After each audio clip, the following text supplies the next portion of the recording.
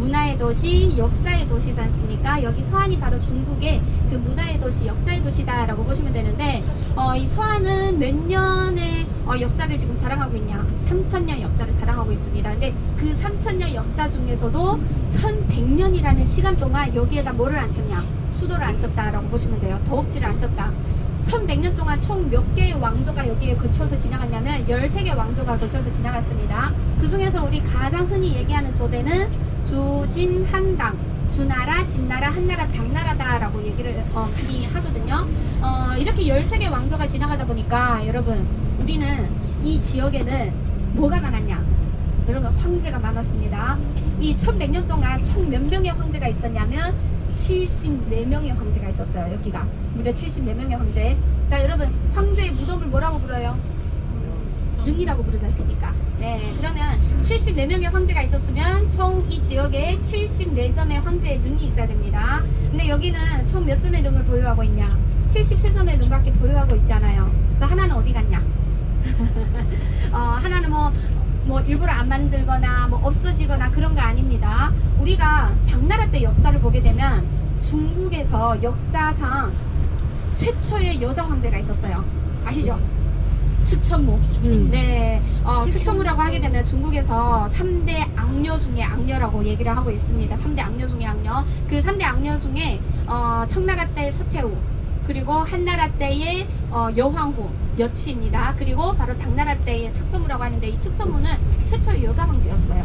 예, 여자 황제. 근데 이 측천무가 죽고 나서 본인의 릉을 따로 만든 게 아니라 어떻게 했냐? 남편 이치 당고종하고 합장릉을 했기 때문에 73점의 릉을 갖고 있다라고 여러분들이 이해를 하시면 좋을 것 같아요. 근데 그 중에서 가장 유명한 릉은 당연히 진시황릉이겠죠. 네, 많은 분들이 진시황릉 보러 오고 병마용갱을 보러 오고 라고 하는데, 사실 진시황 그 73개 릉 중에서도 가장 유명한 릉은 진시황릉 맞습니다. 지금 세계 문화유산에 지금 등재되어 있고요. 하지만 많은 분들이 진시황릉 보러 왔다라고는 하지 않습니까? 근데 저 같은 경우에는 항상 첫날부터 여러분들한테 찬물을 끼얹어요. 왜냐? 기대를 하지 마세요. 네, 진시황릉에 기대를 이만큼 하고 오셨지 않습니까? 우리가 정작 진시황릉에 가보게 되면 실망을 많이 합니다. 왜 그러냐? 우리가 진시황릉이라고 하게 되면 규모는 엄청 커요. 세계에서 규모가 가장 큰 릉입니다. 하지만 지금까지 더굴이 한 번도 안 됐어요. 네, 발굴 작업도 안 했습니다. 그래서 일반 외관상으로 봤을 때는 야산이에요. 그냥 외관상으로 옵니다. 근데 요즘은 예전까지만 해도 한 10 몇 년 전까지만 해도 우리가 진시황릉에 가게 되면 그 릉 위에까지 올라갔었어요. 그 꼭대기까지 올라갔었거든요. 근데 요즘은 아예 못 올라가게 합니다. 그 주변으로 해가지고 전부 다 막았거든요. 사람 진입을 못하게 하고 있어요. 그리고 그 릉 주변에다가 전부 다 뭐를 심었냐? 나무를 심어가지고 숲을 만들어 버렸습니다. 근데 이 나무들이 어떻게 되냐? 한 해 키가 자라요. 그러면 우리 안쪽으로 들어가게 되면 이렇게 나무들이 점점 자라다 보니까 나무의 시야가 전부 다 가려가지고 오히려 릉이 잘 안 보입니다. 그래서 많은 분들이 진시황릉 엄청 기대를 하고 가서 딱 봤는데 진시황릉이 안 보여. 네, 실망을 하겠습니까? 안 하겠습니까? 당연히 실망을 하죠. 그래서 저는 여러분들한테 진시황릉에 발굴 작업도 안 되고 도움도 안 된 진시황릉에 기대를 품지 마시고, 네, 어디에 기대를 가지시라?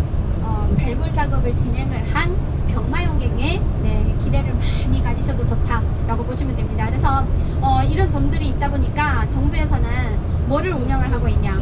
우리가 진시황릉은 안에 내부는 어떻게 되어 있고 외부는 어떻게 되어 있고 어디에 의지해서 그 안에 어떻게 되어 있는 걸 추측을 하냐? 바로 중국에서 최초의 역사 기록지입니다. 사마천 사기.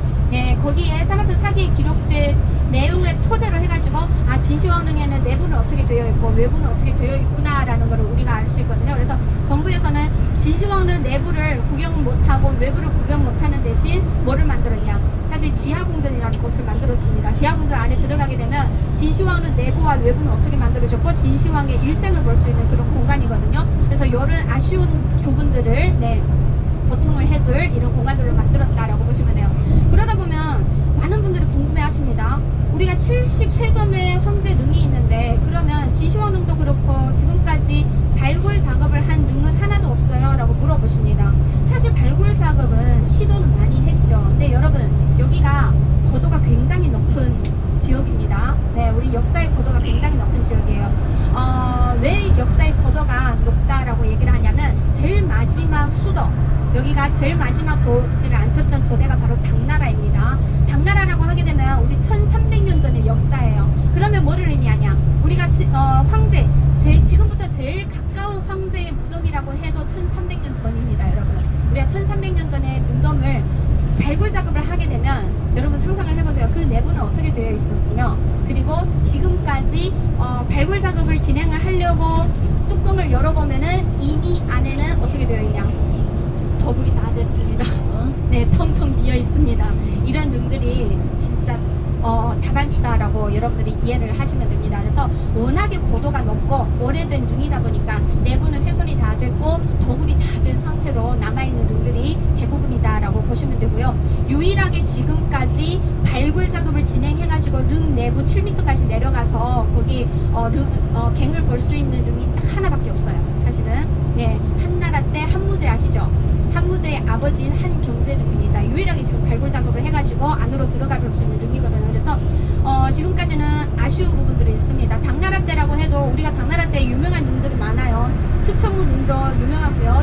그리고 이세민 릉도 유명합니다. 엄청 커요. 근데 아직까지도 발굴 작업을 못했습니다. 근데 얘네들은 그대로 지금 남아있는 릉들이에요. 근데 발굴 작업을 못해요. 쉽게 못합니다. 워낙에 고도가 높고 네, 세월이 오래되다 보니까 지금 기술로는 함부로 건드리지 못한다라고 여러분들이 이해를 하시면 됩니다. 그래서 진시황릉 또한 마찬가지예요. 네, 쉽게 건드리지 못하는 그런 릉이다라고 보시면 됩니다.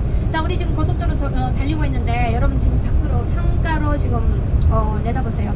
여러분들 우리 지금 공항 쪽에서 좀 수안 시내로 지금 이동하거든요. 이동하는 동안 여러분들은 뭐를 보실 수가 없냐? 여러분 산을 보실 수가 없습니다. 이 지역에서는. 우리가 여기를 뭐라고 부르냐면 아마 삼국지를 보신 분들은 아마 아실 거예요. 관중평야라는 지역입니다. 여기가 네, 삼국지에 나오는 관중평야가 바로 여러분들이 오신 이 지역이에요. 네, 역사적으로 얼마나 의미 있는 곳입니까? 그럼 이 관중평야는 어떤 곳이냐? 북에서 남까지 길쭉하게 생겼습니다. 이렇게 길쭉하게 생겼는데 북에서 남까지 몇 킬로 되냐? 400km예요. 여러분 상상해보세요. 우리 서울에서 부산까지 차 운전해가지고 4시간 달리는데 산이 없어. 우리 한국에서는 서울에서 운전해가지고 1시간만 달려도 크고 작은 산들이 보이지 않습니까? 근데 여기는 북에서 남까지 달리게 되면 산이 없다라고 보시면 됩니다. 허허벌판이에요. 평야입니다. 산이 없어요. 그런데 이런 평야에다가 왜 고대 때는 1100년이라는 시간 동안 여기에다가 더럽지를 않으시려고 그렇게 전쟁을 해오고 이 땅을 찾으려고 싸워왔냐? 여기를 사실은 우리가 뭐라고 부르냐? 황금의 땅이라고 부르거든요. 왜 황금의 땅이라고 부르냐면 이 지역 관중평야를 이렇게 보게 되면요, 지형도로 이렇게 봤을 때 관중평야 중심으로 해가지고 북쪽에는 뭐가 있냐? 여러분 해발 1500이나 달하는 황토모원이 있어요. 뭐냐? 사막입니다. 엄청 큰 사막이에요. 그래서 우리가 이쪽으로 해서 관중평야로 해서 서북쪽으로 쭉 이동하잖아요. 그 유명한 뭐 돈황의 뭐 고비사막이라든가 다 이 북쪽에 있거든요. 그러다 보면 고대 때는 이 관중평야에서 중심으로 해가지고 외부의 적들이 예를 들어서 북쪽으로 쳐들어오고 싶다. 그러면 무조건 지나야 되는 게 바로 사막입니다. 근데 적들이 쳐들어오게 되면 한두 명이 쳐들어오는 거 아니잖아요. 수백 명, 수천 명이 쳐들어오는데 그 사막을 지나서 쉽게 쳐들어올 수가 없죠. 네, 그러다 보니까 이 북쪽은 자연적인 뭐가 됩니까? 방어선이 돼버린 거예요. 굳이 지켜내지 않아도 되는 겁니다. 자, 그리고 관중평야 중심으로 해가지고 동쪽에는 뭐가 있냐? 동쪽에는 우리 중국에서 어머니강이라고 부르는 황하강이 흐르고 있어요. 우리 날씨 좋을 때는 우리가 이제 화산 올라가지 않습니까? 화산에서 내려다 보게 되면 황하가 보입니다. 날씨 좋을 때 가게 되면 그렇게 동쪽으로 해가지고 황하강이 흐르고 있어요. 지금은 다리가 다 있습니다. 차들도 다 지나다니고 하다 보니까 황하강이라도